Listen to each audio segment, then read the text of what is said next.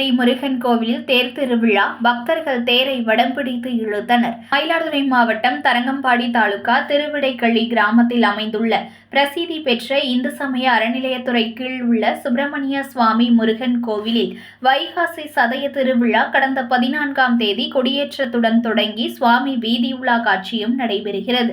இந்த நிலையில் இரண்யாசுரனை வதம் செய்யும் நிகழ்வு மற்றும் திருக்கல்யாண வைபவம் நடைபெற்று முடிந்த நிலையில் முக்கிய நிகழ்வாக தேரோட்டம் நடைபெற்றது. அலங்கரிக்கப்பட்ட தேரில் முருகன் வள்ளி தெய்வானையுடன் சிறப்பு அலங்காரத்தில் எழுந்தருளி காட்சியளிக்க ஏராளமான பக்தர்கள் தேரை வடம் பிடித்து இழுத்தனர். முன்னதாக சுவாமிக்கு சிறப்பு அபிஷேகங்கள் செய்யப்பட்டு அலங்காரத்துடன் தீபாராதனையும் நடைபெற்றது.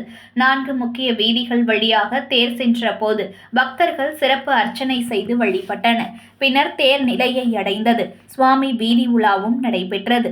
உள்ளூர் மட்டுமின்றி வெளியூர், வெளி மாவட்டங்களைச் சேர்ந்த ஏராளமான பக்தர்களும் கோவிலுக்கு வந்து சுவாமி தரிசனம் செய்து வழிபட்டனர்.